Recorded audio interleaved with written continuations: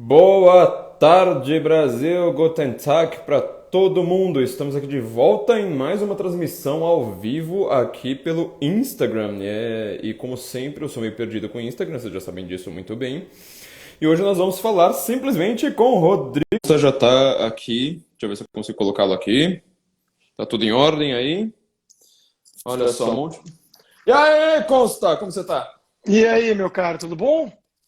Cara, eu tô no Brasil. Isso Não tá responde muito, não todas as tá. perguntas que você queira em uma frase. É Eu tô verdade. no Brasil. Você Tudo bem sabe que você não tá que muito melhor que eu hoje em dia, né? não, não tô. E você sabe que hoje eu tô até com um pouco de ressaca, né? Porque eu tive um jogo ontem aqui com os amigos de pôquer e a gente tomou muito vinho, mas eu fiquei numa dúvida tremenda se era o vinho ou se era o STF.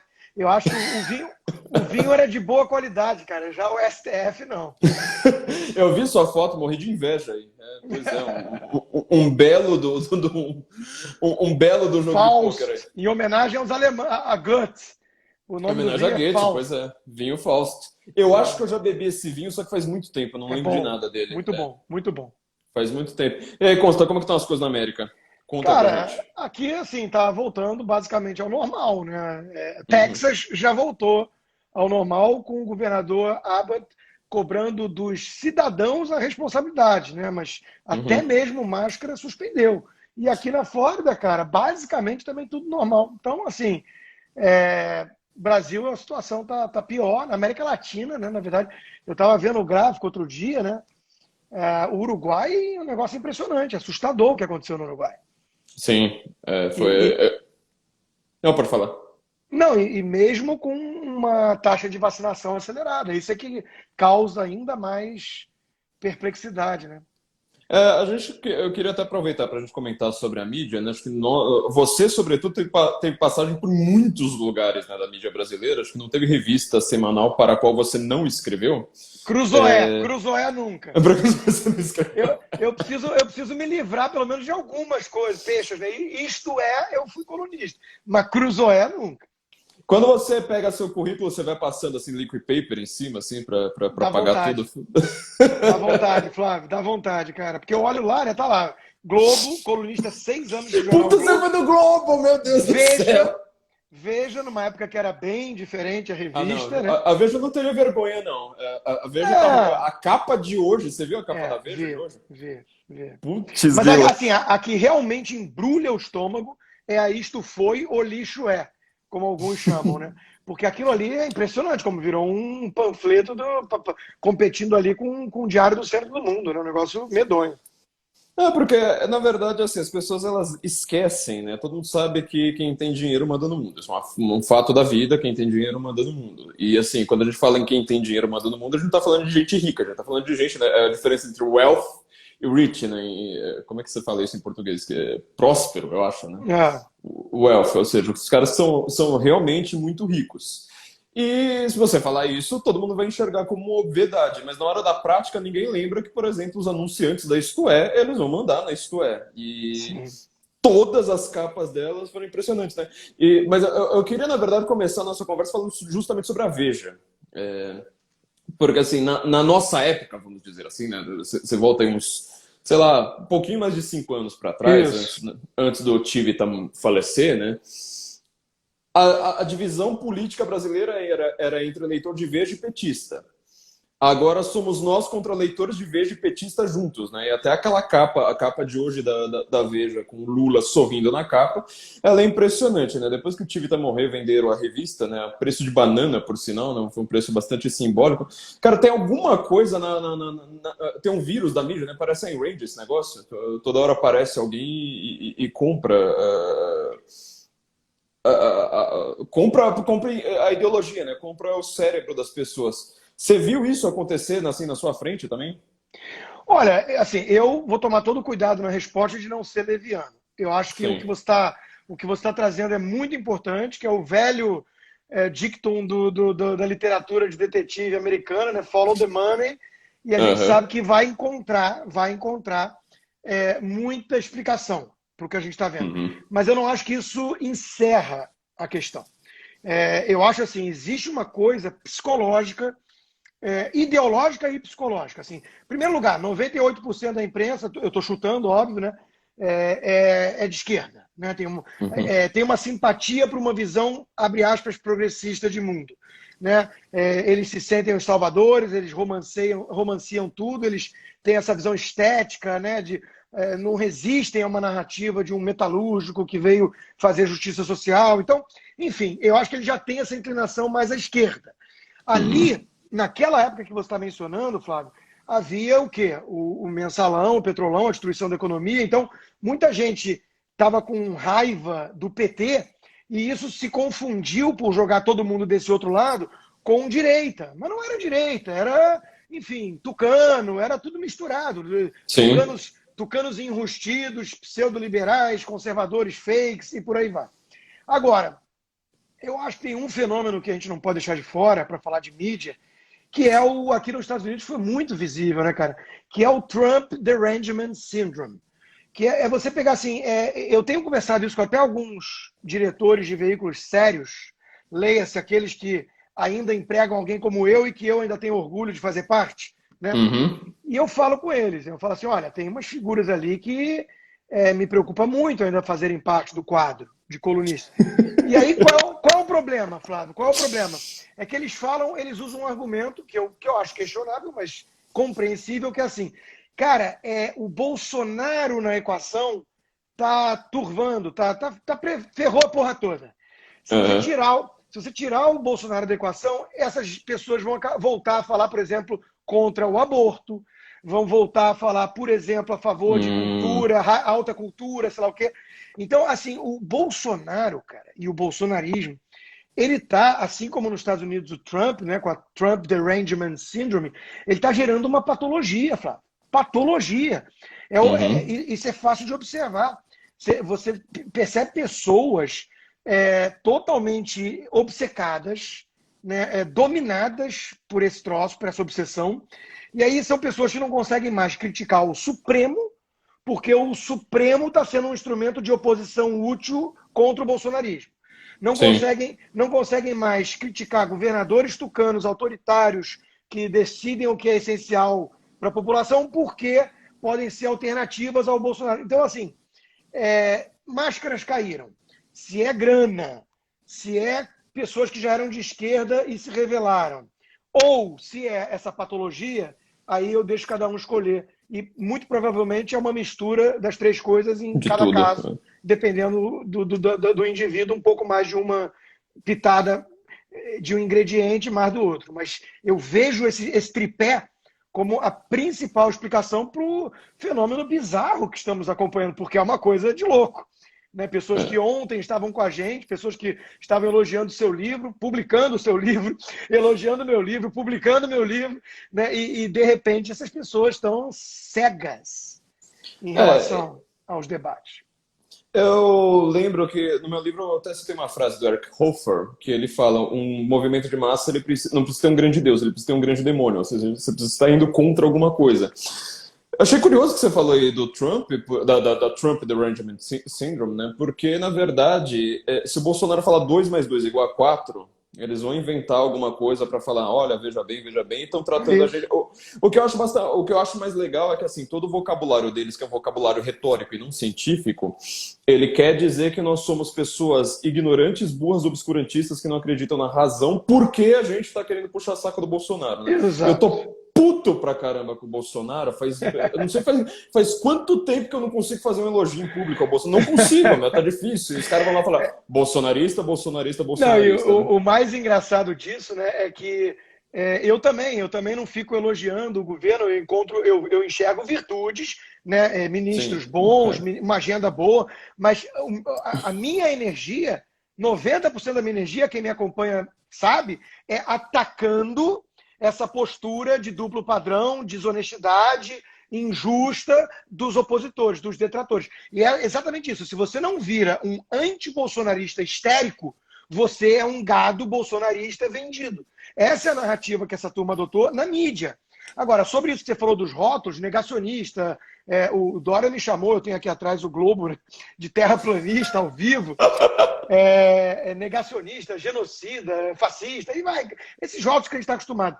Era exatamente o que eles usavam contra todos antes que não eram da extrema esquerda. Então, assim, as pessoas esquecem que o Temer foi demonizado. Como Temer, fascista, inclusive. De fascista. Essa turma aí de PSOL Kids, né, e companhia, e mídia, que elogiava coisas do Temer, a ponte para o futuro, sabendo que o Temer é o Temer. O cara é o cara do centrão, o cara do fisiologismo.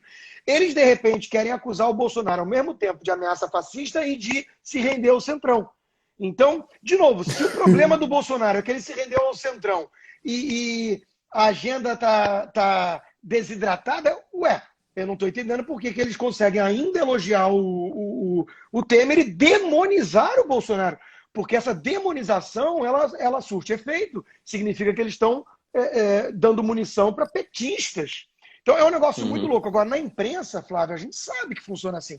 É monopólio de virtudes o tempo todo. Hoje tem uma globalista, né, aquela Ilona Zabó, a pauta principal dela tem sido o negócio de desarmamento, né, como quase todo globalista. E hoje ela veio exatamente com essa... Eu pontuei aqui a estratégia de debate, né? Aprendam com a globalista como não debater a sério. Olha o que ela está falando. O STF começa julgamento sobre decreto de arma do carnaval.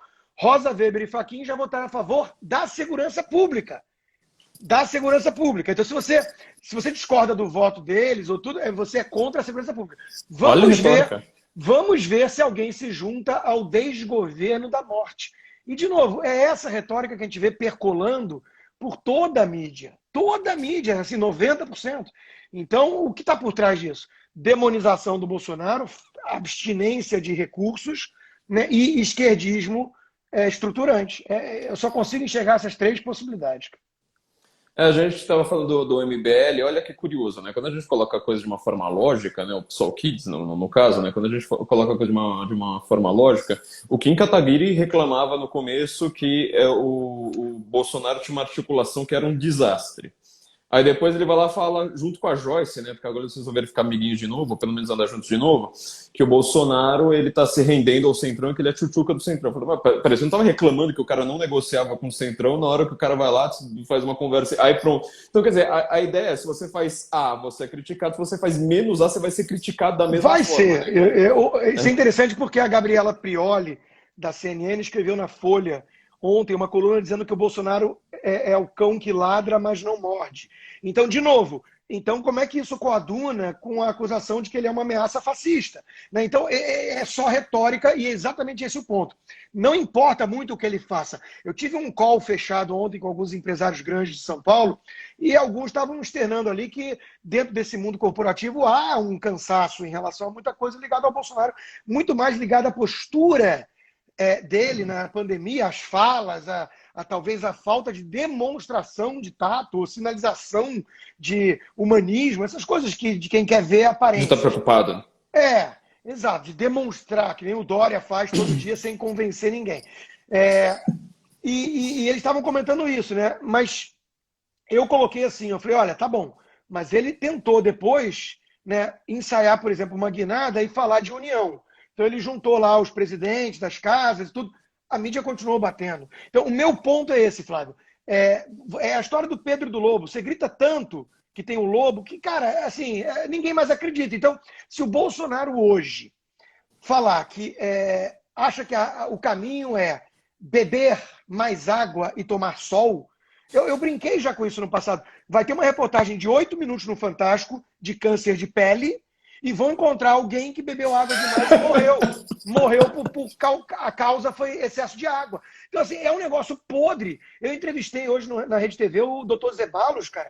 Ele está horrorizado com essa politização. Porque ele está lá, ele tratou 740 e tantos clientes, pacientes, ele está vendo alguns remédios, alguns tratamentos funcionando e tudo.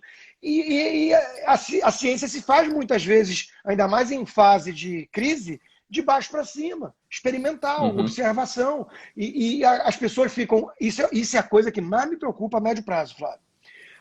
A pandemia vai passar e o Bolsonaro vai passar.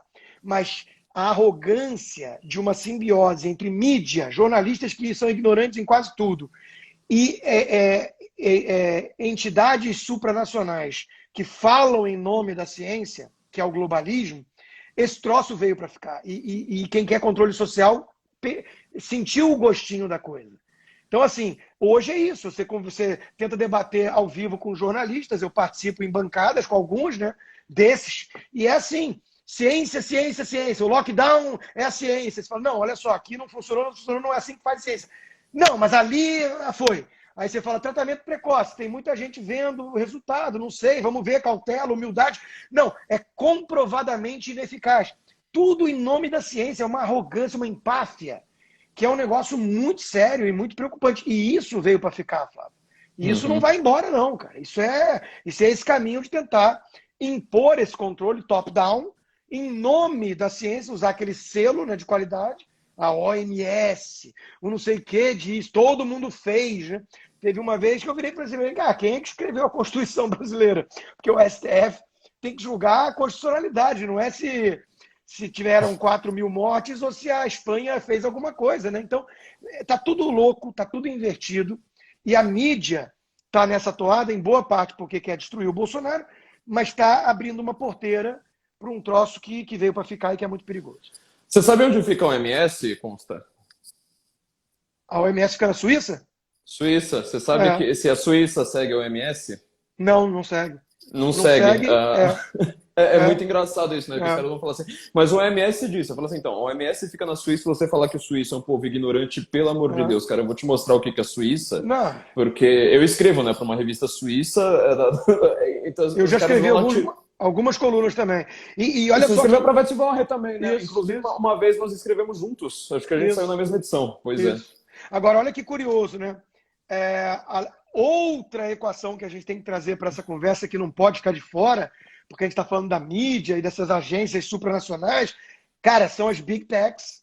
Esse é um negócio assustador. Sim. Eu lembrei porque você falou OMS, citou, né, o nome, e eu, nas minhas lives, eu passei a mencionar só como Orquestra Mundial do Socialismo, para fugir ao filtro, ao algoritmo de censura ali do próprio YouTube, né? Porque o negócio tá feio, cara. Essas Big Techs estão, agora mesmo, estão censurando a questão que está tendo maior bafafá aqui nos Estados Unidos por causa do Projeto Veritas, que pegou o diretor de tecnologia da CNN. No Tinder, né? Sempre a paixão humana, né? Sempre a fraqueza humana ferrando os vaidosos. O cara querendo se gabar para a gatinha do Tinder. O cara falou demais e era jornalista infiltrada, né, do Projeto Veritas, e trouxe a público e foi mó bafafá. Porque o cara confessa, a nossa obsessão era derrubar o Trump. Por isso que a gente mantinha lá aqueles números de morte, não sei o quê.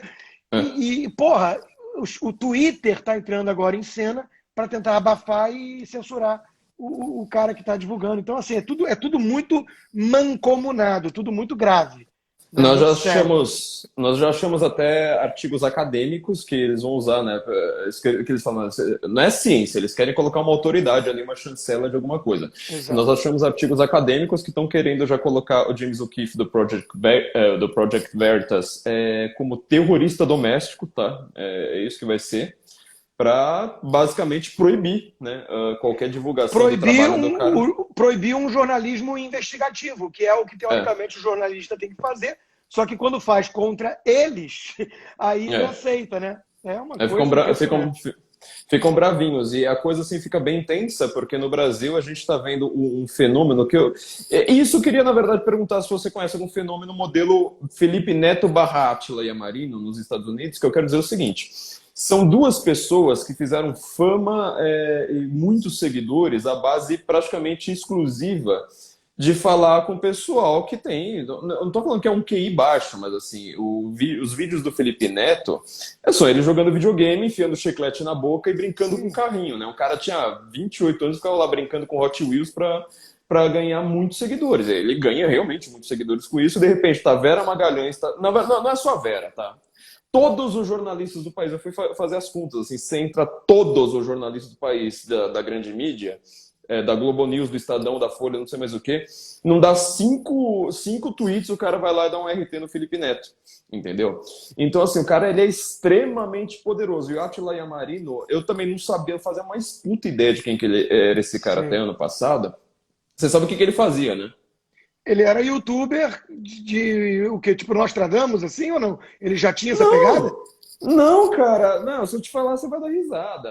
O cara ele tem doutorado, de fato, em biologia, mas assim, você vai cumprindo o que você precisa, né? Vai lá, acha um cara e faz um doutorado, então ele tem um doutorado em biologia. Você vai ver a produção acadêmica dele, assim, a mais baixa de todas, assim. Você simplesmente vai lá, faz o que o seu orientador te manda fazer e beleza. E ele ficava fazendo live, essas coisas, para discutir Marvel, entendeu? Ficar discutindo Tá. o superpoder dos super-heróis. Aí o cara tem lá, tipo, milhões e milhões de seguidores, e ele vai lá, usa isso aí para instilar o medo. Fala assim, eu sou biólogo, eu sou ciência. O cara soltou uma fake news a respeito da ivermectina que ele nunca corrigiu. Não, Assim, ele, desde o começo, ele pegou o Imperial College e deu copy and paste. Foi isso que ele fez. E aí, o que é, né? Mas eu vejo os dois como um fenômeno diferente, cada um deles. O Felipe Neto é o imitador de foca, que tem milhões de seguidores, porque falava com crianças. As pessoas estavam lá para ver idiotices. E aí, panaquice. de repente... panaquice. E, de repente, o que a Vera iniciou como movimento e que a Folha e todo mundo começou a endossar? Tentar usar os milhões de seguidores e a influência nos jovens. Então, o caso do Felipe Neto, eu percebo que foi isso. Eles estão tentando reinventar o moleque, que não tem nada de rapaz, né, que já é um adulto há muito tempo, mas age como um boçal, e estão tentando reinventá-lo porque ele tem grana, influência e milhões de seguidores. Então, estão tentando usar isso. Na minha opinião, é essa a leitura que eu faço. Do lado do Átila, é o outro ponto que você trouxe, é a autoridade. Eles estão querendo algum selo, né? Biólogo, não sei o quê. E como está falando aquilo que eles querem ouvir, que é o alarmismo profeta do caos, né? Apocalipse, estão usando ele para ter o selo da autoridade. Né? Então, são esses dois fenômenos que eu vejo. Nos Estados Unidos, eu realmente confesso não saber. Sabe por quê, cara? Porque, primeiro, eu me dedico muito mais à notícia, né? E política no Brasil. Aqui eu consumo. Segundo, porque cá entre nós, né, cara? Eu acompanho essas completas fraudes por ossos do ofício. Então, assim, como eu não sou colunista da Fox News, do Daily Wire e tudo, né, eu não preciso saber, eu não preciso achar quem é o Felipe Neto aqui para mostrar que a esquerda está desesperada, apelando para idiotas e tudo mais. Eu não faço isso, né? Então, mas assim, com certeza tem, a gente acompanha, até no Daily Wire que eu citei, eles mencionam direto assim, essas figuras semelhantes. Né? Então tem vários, né, cara? Tem. Não, na verdade, eu queria saber, realmente, assim, vale a pesquisa pra gente ver, porque, assim, o Felipe Neto, ele virou um unificador da narrativa no Brasil, né? Como o canal dele é seguido por 40 milhões, dá um quinto da população do Brasil, você vê que todos os grandes jornalistas estão usando, você vê que, e é uma coisa curiosa, porque eu sempre falo, mesmo você tendo uma empresa de relações públicas muito poderosa, as pessoas no Brasil nem sabem o que são relações públicas, né? Um dos mercados aí mais custosos do mundo, né? Ninguém paga milhões para uma empresa de relações públicas se não fosse querer ter um resultado, ou seja, se transformar no Felipe Neto. E todos os jornalistas vão lá e escrevem, né? Você vê que tem muito tweet dele, lá, thread que ele faz, que não foi escrita por ele. Claro. Você sabe como você percebe quando ele encosta no Twitter dele? Pelos erros de gramática. Sim. Ele comete uns erros de gramática muito claros. Eu bato o olho e falo assim, isso aqui foi escrito pelo Felipe Neto. De baixo não, de cima não, mas esse aqui foi. Sim. E aí, você quer ver um exemplo melhor que não pode também, a gente não pode deixar passar? Aquele vídeo que ele gravou em inglês para ser publicado no site do New York Times. Aquilo contou com alta produção, aquilo tem gente por trás, tem influência. Então, assim, é um produto de marketing que estão mirando por um motivo. E o motivo, na minha opinião, é isso. Jovem, né, apresentável esteticamente e tem milhões de seguidores e conversa com crianças. Então, estão tentando politizar, fazendo lavagem cerebral. Sabe quem eu acho que se aproxima mais nos Estados Unidos? Até porque eu acho que ele vai sair candidato alguma hora a alguma coisa. Na pretensão dele, ele quer a presidente. Mas a Alexandra Ocasio-Cortez é um produto midiático. É verdade. É uma bartender, ela era servia coquetel no bar em Nova York. De repente, ela pegou um distrito pequeno, absolutamente blue, ou seja, democrata. Ela venceu nesse distrito absolutamente democrata, pelos democratas, e ela começou a ser moldada. Ela saiu na revista Time, ela foi colocada do lado da Nancy Pelosi, para dar o selo de qualidade do establishment democrata mais velho, não sei o quê, e ela virou a fresh face, a nova face, a nova cara do partido. Ela foi produzida. A AOC foi produzida. E é uma completa idiota, que até ontem servia coquetel e hoje sabe qual é a cura para o clima, para o problema do aquecimento, entende tudo de economia, sabe da pandemia, sabe de tudo. É tipo um Felipe Neto, né? Eu li o livro do Bill Gates, que nem é especialista nessa área. Agora, não é alarmista, mas fudeu. Agora o mundo, se não implodirmos o sistema, o mundo vem abaixo. Né? Quer dizer, olha o nível de discurso desse cara. Agora, como é que... O problema, ô Flávio, não é o cara ser idiota e falar besteira. E ter milhões de seguidores idiotas. O problema é o selo de qualidade, o respaldo que a mídia dá. É esse o problema. Meu problema maior é com a Vera, não é com o Felipe. É a Vera tentar trazer esse idiota de forma séria para um debate. Então, o que isso diz sobre essa mulher, né? Exatamente. Ó, a gente conseguiu chegar a 2.000 pessoas, 2.100 pessoas assistindo aqui. Não, 2.000, tá certo. 2.000 pessoas assistindo. Já temos provavelmente o quinto das lives da Vera, né? Que a gente sempre usa ela como exemplo de sucesso absoluto, né? A gente inveja. Não tem público, né? Eu não invejo tanto. Pois ela não tem audiência. Você vê. Ela sai da TV Cultura e tipo, tem 400 pessoas em uma semana querendo falar com ela, né? Então, a Alejandra Horacio Cortes, né? Tem muita gente perguntando qual que é o nome dela. Eu acho que ela se aproxima muito da Tabata, né? Eu acho que ela tem mais uma visão... Porque ela não é youtuber, né? Sim, ela é a Tabata, ou seja, jovem... Ela é a Tabata Amaral, que é um produto também de narrativa, né? De que veio de baixo, estudou em Harvard, não sei o quê, criada por metacapitalistas bilionários, né? Que moram na Suíça. Exatamente. Então, gente, eu queria aproveitar, lembrando, tá, sobretudo aqui para o nosso distinto público do Consta aí, que não conhece a gente direito, a gente está com a Fundação Formação Senso em Comum agora, né, no ar.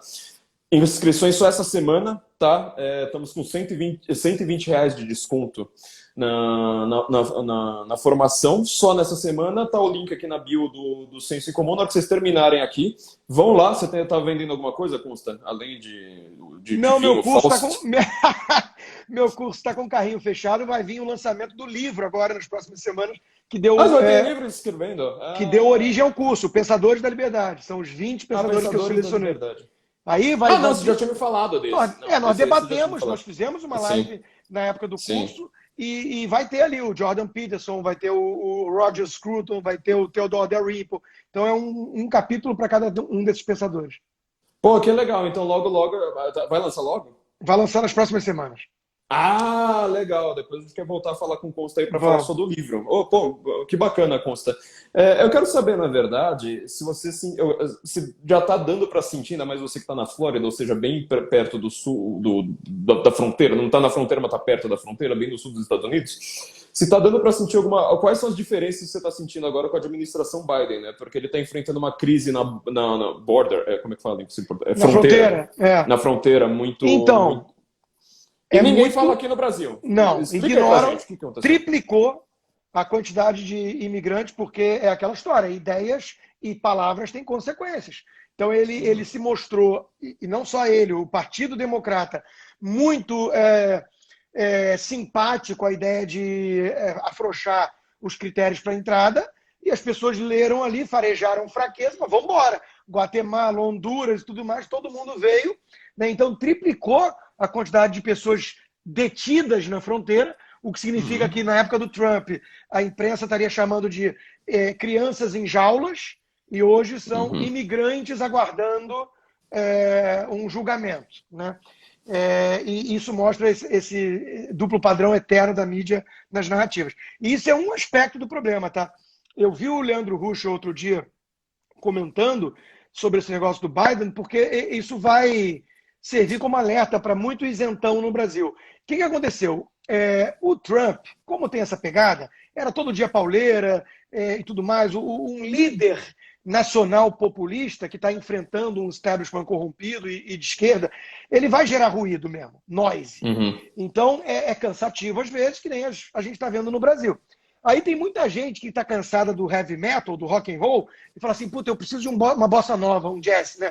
Então, tá bom, dane-se, o Biden, pelo menos, eu entendo que o Partido Democrata se radicalizou, eu vejo a AOC com apreensão, mas o Bernie Sanders foi eliminado e o candidato é um cara moderado, há 50 anos, senador no establishment. Cara, big mistake. O Joe Biden assinou em 10 dias de governo mais ordem executiva, que é o nosso decreto presidencial, do que Obama e Trump juntos durante o governo. Então, assim, é um negócio de louco. O cara está tentando agora diluir a maioria na Corte Suprema, né, a maioria conservadora, que era uma ameaça durante a campanha, que eles não queriam responder a jornalistas, sempre fugiam pela tangente, e agora já vem gente arquitetando um plano para isso. Eles estão radicais na questão do ambiente, eles estão radicais em relação a assinar cheque e fazer o welfare state virar europeu. Então, assim, cadê o moderado? É o governo mais radical nesse começo que a gente está vendo, de esquerda desde soma Jimmy Carter e Obama. Então, assim, é preocupante. O Joe Biden tem aquela cara de moderado e ele é o ícone do establishment. Sim, mas quem é que está governando esse troço? Não é o Joe Biden octogenário meio caquético, é a máquina. É a máquina, cara. E a máquina, entendeu? Então, assim, a turma tem que atentar para isso. Eu quero... Puta, dane-se, vai, mete um tucano mesmo que eu não aguento mais. Cuidado, cara. Cuidado que assim, a turma não tá para brincadeira, né? Não tá brincando em serviço. E a turma quer avançar com os tentáculos do Leviatã em cima de tudo. E estão tentando. E olha que engraçado, né? Você está falando isso, eu estou pensando agora numa analogia. Quando o Trump estava aí, ele não conseguia governar, no caso não era por causa da Suprema Corte, era por causa da Câmara, né? Sim. Sobretudo a Câmara dos Deputados, House of Representatives, porque sempre travavam ele. E aí, na hora que aparece o Biden está legislando do executivo com a anuência de boa parte do judiciário, que é o contrário, né? Como o presidente ainda é de direita, aí acontece o contrário, quer dizer, só o STF manda e todo mundo acha bonito. Você acha que essa dinâmica de poder vai continuar desse jeito? Infelizmente vai, né? E aí o que acontece? O Ben Shapiro, que eu mencionei, o Daily Wire, ele toca muito nessa questão nos podcasts dele, porque o que acontece, né? Isso é uma coisa para a gente trazer para reflexão que é muito difícil responder. Eu tenho dedicado muito texto, muita coisa a isso, né? Que é a figura, por exemplo, que o historiador californiano Victor Davis Hanson trouxe do herói trágico, essa história de que estamos em guerra, o inimigo não liga para as regras do jogo e você vai ser o purista, isentão, inocente, que vai ser massacrado. Então, tem que jogar de acordo com a ausência de regras ou com as novas regras. E tudo isso é muito compreensível, Flávio, mas é perigoso. E o ponto que o Ben Shapiro traz é exatamente esse. Os republicanos, eles fizeram muito menos em magnitude, em escala, do que os democratas. Mas eles também olharam esses impasses todos, essas dificuldades, e quando estiveram no poder, eles tentaram governar pelo executivo. O executivo tem uma hipertrofia nos Estados Unidos hoje, que os pais fundadores iriam surtar, né? Vomitar, surtar e não reconheceriam. Então, é um negócio perigoso. Quando a gente discute o Obamacare, e no Brasil, então, nem se fala, um bando de ignorantes falando mas tem que ter o seguro de saúde sim, porque é um absurdo, 17 não sei que milhões, 17% não sei que não tem seguro. Meu amigo, a discussão que pegou fogo aqui não foi nem essa. Foi o governo federal obrigar os estados a fazer isso. É federalismo.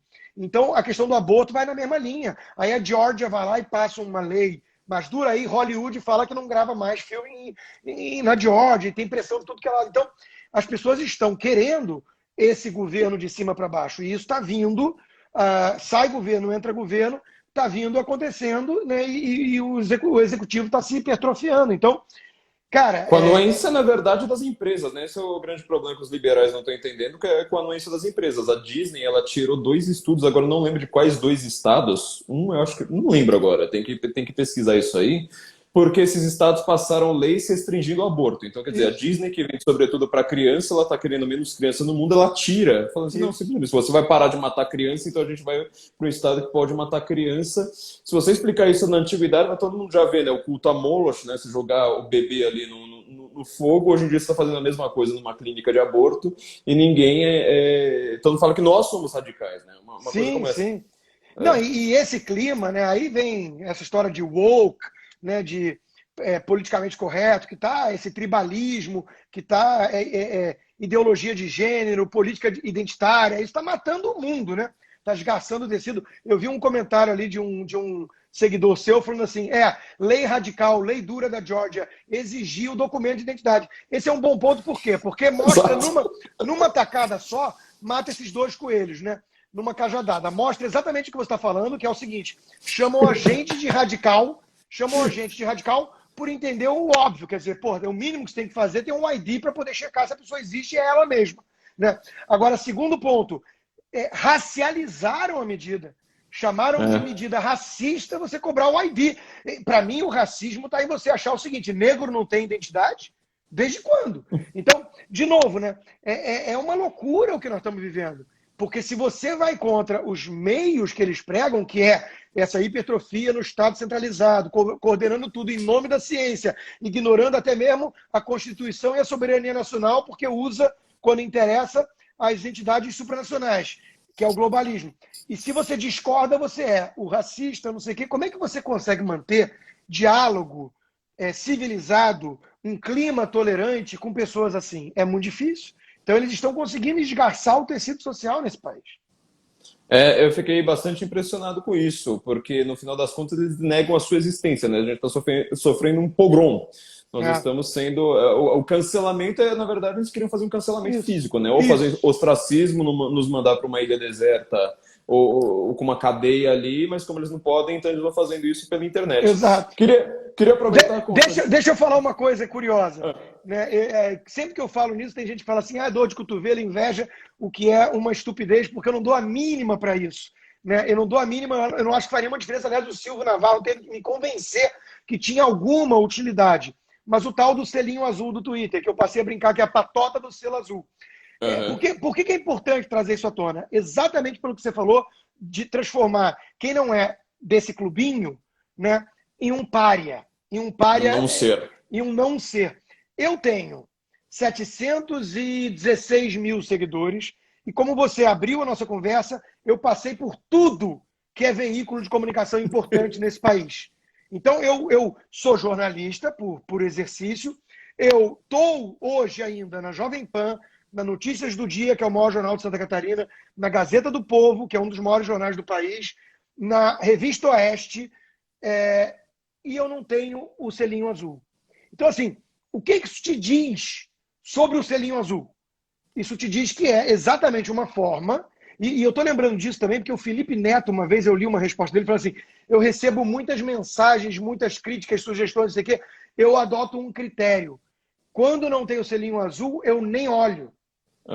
Porque não é importante. Sim. Né? Então, olha só que loucura. Eles estão trabalhando para criar o cidadão e o não cidadão virtual. E o cancelamento é exato. Concordo 100% com você.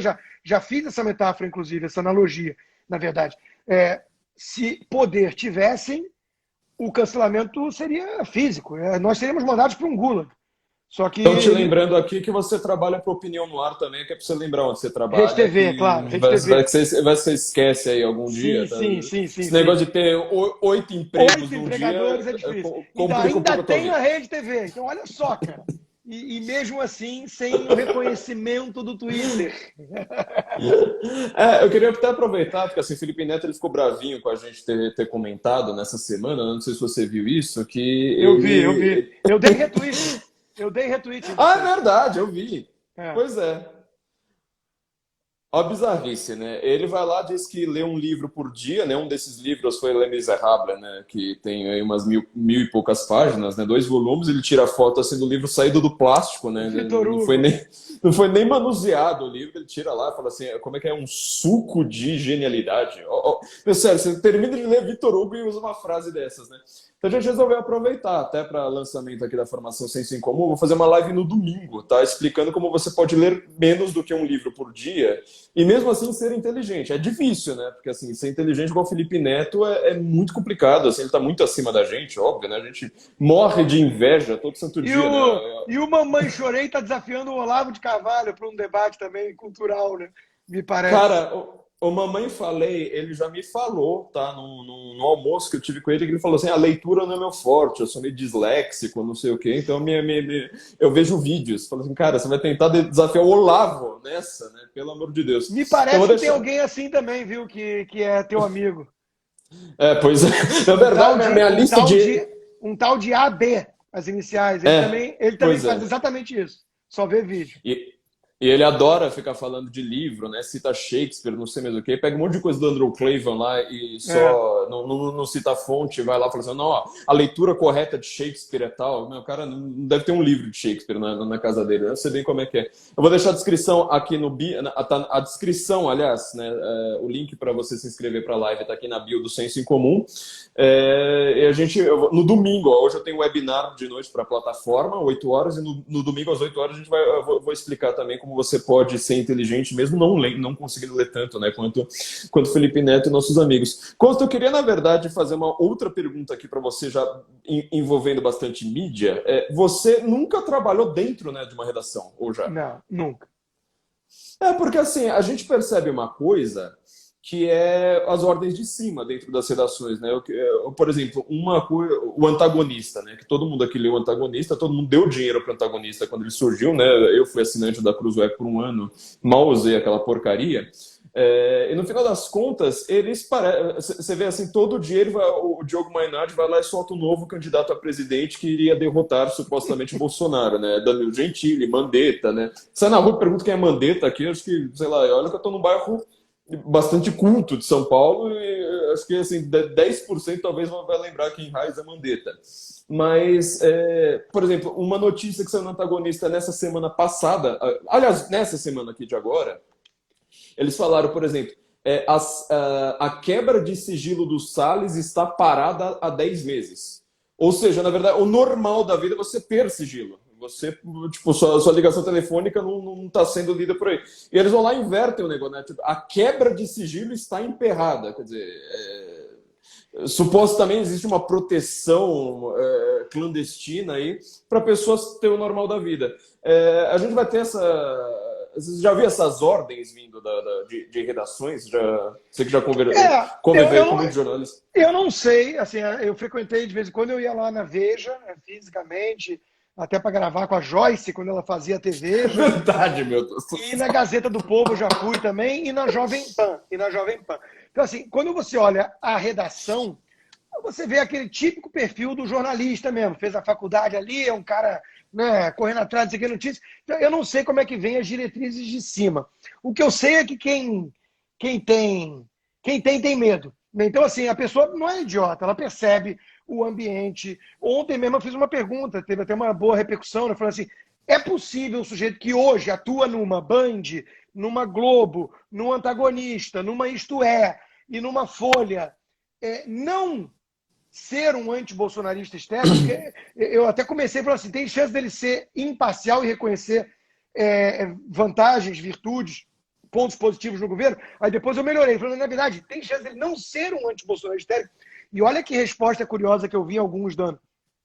Óbvio que não, porque qualquer um que é imparcial vai ser anti-bolsonarista, porque não tem nada de positivo para falar desse governo. Então, eis a noção que eles têm de pluralidade. Né? Se você for imparcial, você tem que demonizar o presidente Bolsonaro, o governo Bolsonaro, assim como fazem os antas. Eu passei a chamar de antas por uma questão de carinho, né? Mas veja que os antas se mostraram, né, um site de fofoquinha, né? Agora, olha que curioso, de novo também, não tem engajamento, não tem audiência mais.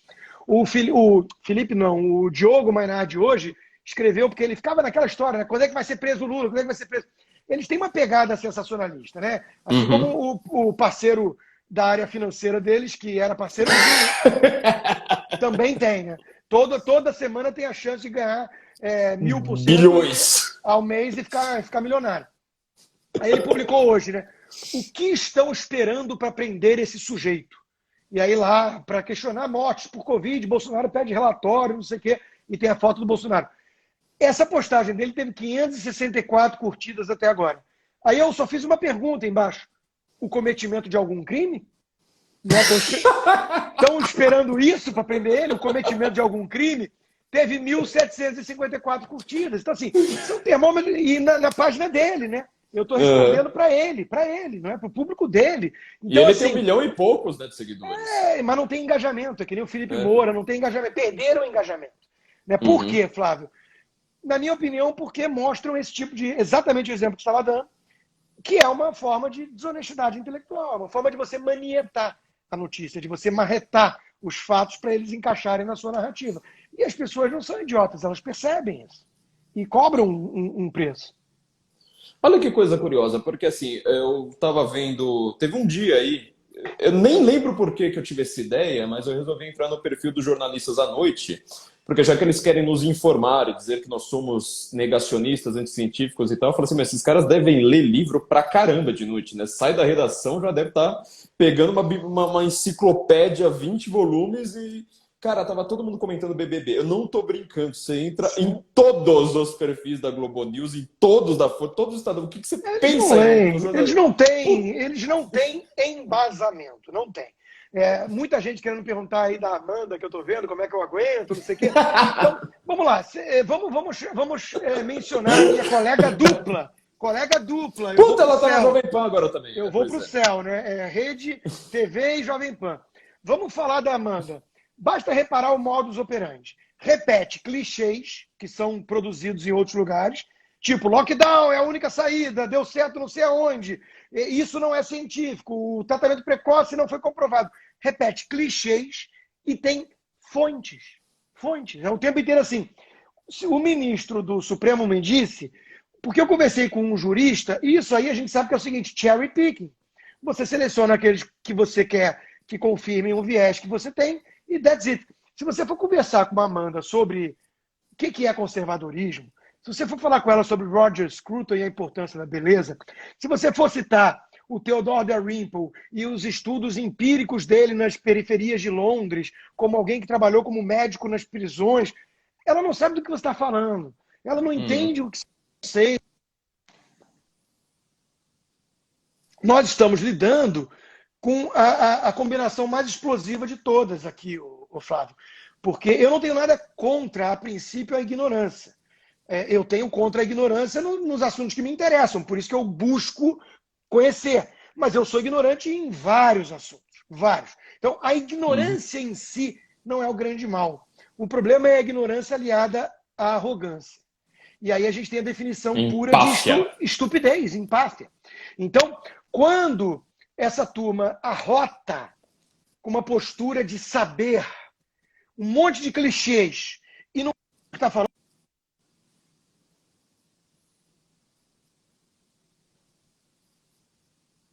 É esse o ponto. Consta, o que que você acha que o Brasil precisava fazer para a mídia, entendeu? Para a gente melhorar a mídia? Quais são as medidas? Eu quero uma visão aí de quem viu muito isso nos Estados Unidos, porque nos Estados Unidos, apesar de todo mundo falar da Fox, a Fox ela não é tão de direita quanto as pessoas pensam, ela é simplesmente ela é antidemocrata. Mas ela é mais balance. Exatamente. Tem inclusive vários esquerdistas na Fox, né? Inclusive gente muito radicalmente anti-Trump. Tem mais esquerdista na Fox do que direitista em todas as outras somadas. Exatamente. Mas o que você acha que a gente precisava fazer para melhorar essa situação do jornalismo? O que precisamos além de dinheiro, óbvio, né? Mas o que a gente precisa fazer? Eu ia começar por aí. Primeira coisa é a conscientização de que é um jogo sério, é um jogo pesado. Olha o que o Rubens Menin está colocando na CNN. Não é uma brincadeira você fazer um canal que vá fazer alguma diferença, né? Então, assim, os empresários grandes que têm alguma consciência disso tudo que nós estamos conversando, eles têm que alguma hora coçar o bolso e entender que não é apoiar aqui e ali um negócio, é realmente tentar fazer a diferença. Segundo, aí vem para uma questão mais individual de cada um de nós.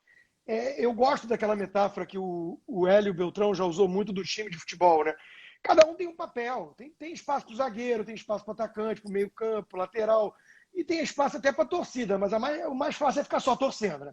Então, assim, cada um arregaçar a manga e fazer alguma coisa. Pô, você tem habilidade com escrita? Cara, produz textos sobre coisas que você está vendo e ninguém está falando e manda para mim. Eu vou publicar no Instituto Liberal, eu vou publicar no meu blog da Gazeta. Escreve. Puta, não tenho tempo, não sei escrever, mas sou um cara bem sucedido. Porra, contribui. Cara, eu fico arrepiado quando eu vejo pessoas falando assim, mas, porra, conteúdo pago, eu boto o link da Gazeta, o cara, conteúdo pago. Cara, você está anunciando aqui o programa, o produto de vocês, de curso. Tu acha que isso tudo veio de graça? Tipo assim, pois é. Entendeu? As pessoas têm que entender o seguinte, se você não coçar o bolso nem para essas coisas mínimas, puta, gosto pra caramba do Flávio, adoro ver o cara saca pra caramba, o cara fala bem, não sei o quê. Tá, você comprou o livro dele, você faz o curso dele, você vai fazer... Ah, não, pô, só quero de graça, só quero conteúdo de graça.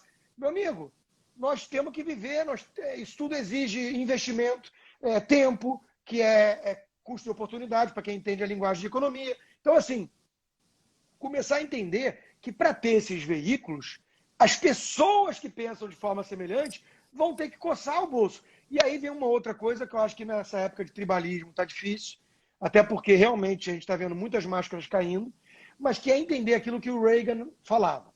O sujeito concorda 80% contigo, putz, cara, ele é teu aliado. Ele não é 20%. Você foca nisso. Ele não é 20% inimigo. Então, assim, eu estou vendo muita gente falar isso. Não, pô, o senso, dá um exemplo do senso comum que seja, isso eu não convido de vocês, que vocês têm muita afinidade, né? O Carlos, você. Mas assim, puta, não, mas não gostei daquele texto daquele cara. Não vou mais assinar. Cara, calma. Uma coisa é você cancelar a Cruzoé e o antagonista. Isso é uma medida de higiene pessoal, né? Agora, a Gazeta do Povo tem alguns frutos podres. Porra, mas tem o Fiuso, o Guzo, o Dalrymple traduzido, o National Review traduzido, artigos sobre aborto, artigos sobre comunismo, artigos sobre ideologia de gênero que você não vai ver em lugar nenhum do Brasil. Cara, olha o contexto da obra, entendeu? Olha o big picture. Então, assim, entender um pouco mais isso. A gente tem que apoiar quem realmente está dando espaço para essa maioria silenciosa que a mídia, numa patotinha do selo azul, cria uma espiral de silêncio, para nunca falar disso. O Roger Scruton é ultradireita, entendeu? É isso, esses baboseiros. Nunca leram. Pois é. Até no caso da Gazeta, eu já vi isso acontecer muitas vezes. As pessoas vão lá e falam assim, mas tem um cara meio de esquerda, não sei mais o quê. Meu, você precisa entender que às vezes um jornal desses, você entra lá na reunião da direção, é um cara falando uma coisa, um cara falando outra, um cara falando outra, aí tem um cara ali no meio que ele vai lá e fala assim, olha, eu quero dar espaço para Rodrigo Constantino, para não sei quem, para não sei quem, não sei mais quem. Eu já vi isso, nunca vi, porque eu nunca fui numa reunião de gente poderosa. Mas eu já ouvi, assim, os caras saem e falam assim, olha, eu tentei dar um espaço para tal pessoa, me deram ali 2 colunas no meio do caos. E a gente precisa estar no meio do caos, né, para a gente falar com a bolha. Falar com a bolha é fácil. Falar com a bolha já é só você pregar falar. Pregar para convertido é o que a gente não precisa. A gente precisa levar essa mensagem para um público mais neutro, mais leigo e que está sendo influenciado por imitadores de Foca, por Diogos Mainardes e Átilas e Amarinos. É isso. E Veras. Exato. Vera não consegue influenciar tanto porque ninguém assiste uma porcaria, mas ela influencia a patota corporativista. Na verdade, ela é o guia condutor, né? Porque assim, eu nunca vi alguém falar assim, eu tinha uma opinião, aí eu li um texto da Vera e mudei de opinião. Isso nunca aconteceu na vida. Consta, eu quero terminar com uma última pergunta aqui para você, aproveitando que você está na América. Eu quero, voltando aqui um pouco para janeiro, eu quero que você me explique que futuro você vê para a direita americana. No Brasil a gente entende. Nos Estados Unidos, como é que tá? Eu estou finalizando um livro do Dan Crenshaw, que é um cara que eu gosto muito, que ele é um congressista que usa um tapa-olho, porque ele perdeu o olho no Afeganistão, ele é um ex-Navy SEAL. E quem sabe o que é necessário para se tornar um Navy SEAL, o cara é casca grossa. Né? E o nome do livro dele chama-se Fortitude. Né? E ele começa falando dessa cultura do cancelamento, da indignação perpétua, né? Do outrage e tudo. E ele ali, cara, está tentando, na minha opinião, criar essa ponte para uma direita pós-Trump, que é o seguinte, o Trump, na figura do herói trágico, ele foi necessário nesse momento, né, para confrontar esse establishment corrupto. Mas em algum momento a direita vai ter que construir pontes. Né? E o Dan Crenshaw tem um livro muito bem escrito sobre isso. Eu acho que figuras como ele despontam como esperança para essa direita americana. São firmes nas convicções, são mais moderados na forma para poder abrir um diálogo, né? E eu acho que com isso eles conseguem ser mais efetivos a médio e longo prazo. O Trump, para usar uma metáfora, digamos que o Trump ele é a quimioterapia. Né? Ele ele é amputar uma perna que está gangrenando. Então você usa o Trump. Agora, você não vai construir uma O efeito contínuo, né? Isso, com a quimioterapia, entendeu? Então, eu acho que figuras como a própria Nikki Haley, que foi embaixadora da ONU... Não vou com a cara dela. Não? Você Não, acha eu não muito gosto dela. rhino, muito isentona? Não, meu problema com ela não é ser isentona. Meu problema com ela é que ela é o tipo de pessoa que ela apoia uma coisa e depois ela vai lá ficar bravinha, sabe? Gente difícil com gênio difícil, né? Ah, tá, entendi. Eu acompanho a ONG que ela ajuda, que é a Stand for America, Stand for Us, sei lá. Eu leio tudo, Twitter dela, um monte de coisa, e li o livro dela, né, a biografia. Assim, ela me parece alguém nesse perfil mais construtivo. Ela conseguiu apagar um incêndio, né, da história da bandeira confederada no estado dela, quando ela era governadora, que não foi fácil. Então, assim, eu vejo nela essa capacidade, pelo menos, de point. Mas entendo o seu ponto que... Enfim, a direita vai ter que se reinventar um pouco, até porque tem muito rhino, que é Republican in name only, né, que é tipo Bush, né, que é establishment, ele só não é democrata por acidente de percurso ou porque está infiltrado, né? E esses têm que tomar cuidado. Agora, o republicano, o conservador, que tem convicções, que é firme nas convicções, mas que tem uma dosagem diferente para lidar com isso, eu acho que esses talvez sejam a expectativa de reversão desse quadro perigoso que estamos vendo aí, né? Da esquerda. Eu acho que dá para concluir com uma frase. Eu queria repetir a frase que você disse, né? Você falou que a gente precisa ter gente melhor na forma, né? Eu acho que isso está sendo um problema muito grave no Brasil, porque assim, a gente adora as tia do Zap, óbvio, né? Tipo, acorda patriotas, bandeira do Brasil, e a gente gosta, só que assim, não dá pra gente viver só disso, né? Como você falou, não dá pra você ter quimioterapia todo dia. Você precisa tomar só uma vitamina C, sabe? Uma aspirina ali no máximo, um Dorflex. Eu acho que a gente tá precisando disso aí. Eu gostei dessa... Sabe qual é o desafio? O desafio é que as próprias redes sociais dificultam. Você é tragado para esse ambiente, ainda mais o Twitter, que é uma selva, uma caracolândia, né? É como o Shapiro chama de bull box do filme do Capitão Gancho, né? Joga ali o alvo da vez, né? A carniça da vez, cheio de escorpião e cobra, fecha e fica todo mundo bu, né? Então o pessoal quer ver sangue, é chacal e hiena para tudo que é lado, e às vezes a gente se deixa seduzir por isso. Mas nós precisamos lembrar que o mundo fora dessa bolha, ele tem outras prioridades. E nós temos que se comunicar com o seu Zé, com a Dona Maria, e que não vão consumir política dessa forma que a tia do Zap consome, né? Então você tem que ter uma outra abordagem com eles, isso é importante.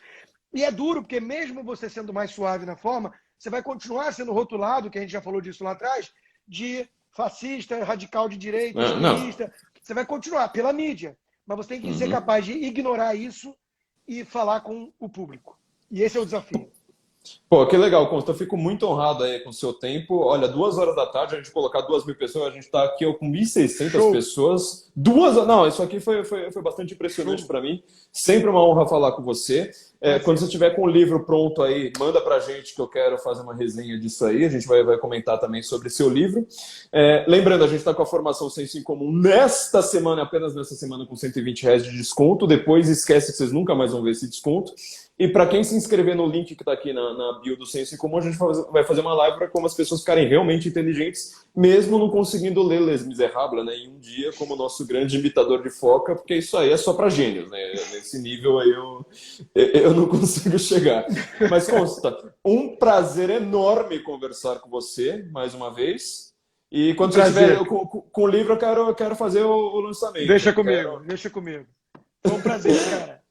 Muito obrigado, então, a todos. Muito obrigado a todos. A live vai ficar salva, não se preocupa, gente. Abração aí para a Flórida inteira. Valeu.